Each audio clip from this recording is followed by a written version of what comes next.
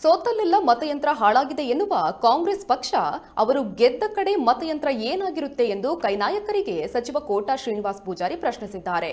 ಯಾವುದೇ ರಾಜಕೀಯ ಪಕ್ಷವಿರಲಿ ಸೋಲು ಗೆಲುವನ್ನ ಸಮವಾಗಿ ಸ್ವೀಕರಿಸಬೇಕು. ಸಿದ್ದರಾಮಯ್ಯ ಗೆದ್ದಾಗ ಮತಯಂತ್ರ ಸರಿ ಇರುತ್ತೆ, ಈಗ ಸೋತಾಗ ಹಾಳಾಗಿದೆ ಎನ್ನುತ್ತಾರೆ.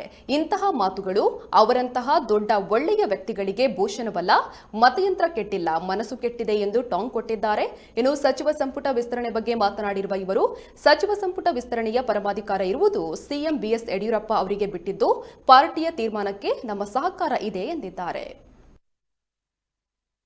ಹೇಳ್ತಾರೆ ಮತಯಂತ್ರ ಹಾಳಾಗಿದೆ, ಆದ್ದರಿಂದ ನಾವು ಸೋತಿದ್ದೇವೆ ಅಂತೀವಿ.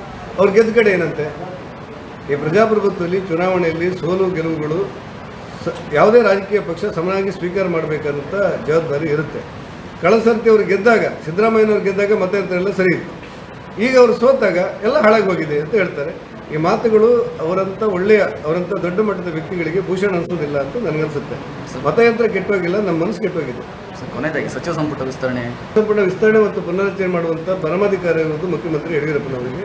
ಅವ್ರು ಏನು ಮಾಡ್ತಾರೋ ಅದನ್ನು ಅವ್ರೇನು ಯೋಚನೆ ಮಾಡ್ತಾರೆ, ಯಾವ ರೀತಿ ಪುನರಚನೆ ಮಾಡಬೇಕಂತಾರ ಅಥವಾ ವಿಸ್ತಾರ ಮಾಡಬೇಕಂತಾರ. ಅವರು ನಮ್ಮ ಪಾರ್ಟಿಯ ರಾಜ್ಯಾಧ್ಯಕ್ಷರಾಗಿರುವಂಥ ನಳಿನ್ ಕುಮಾರ್ ಅವರು, ರಾಷ್ಟ್ರೀಯ ಅಧ್ಯಕ್ಷರು ಮತ್ತು ನಮ್ಮ ಕೇಂದ್ರದ ತಂಡಗಳು ಇವೆಲ್ಲ ಒಟ್ಟು ಸೇರಿ ಮುಖ್ಯಮಂತ್ರಿಗಳ ಸಮಕ್ಷಮದಲ್ಲಿ ಒಂದು ತೀರ್ಮಾನ ಮಾಡ್ತಾರೆ. ಪಾರ್ಟಿ ಏನು ತೀರ್ಮಾನ ಮಾಡುತ್ತೋ ಅದನ್ನೆಲ್ಲ ಅವರೇನು ತೀರ್ಮಾನ ಮಾಡ್ತಾರೋ ಅದಕ್ಕೆ ನಾವೆಲ್ಲ ಕಾರ್ಯಗತಗೊಳಿಸಲಿಕ್ಕೆ ನಮ್ಮದೆಲ್ಲ ಸಹಕಾರಗಳಿರುತ್ತೆ. ಮತ್ತು ಈಗ ಪಾರ್ಟಿ ಮಂತ್ರಿಯಾಗಿ ಕೆಲಸ ಮಾಡುವಂತ ನಾನು ಹೇಳಿದ್ದೆ, ಮಂತ್ರಿಯಾಗಿ ಕೆಲಸಗಳನ್ನು ನಿಷ್ಠೆಯಿಂದ ಮಾಡ್ತಾರೆ.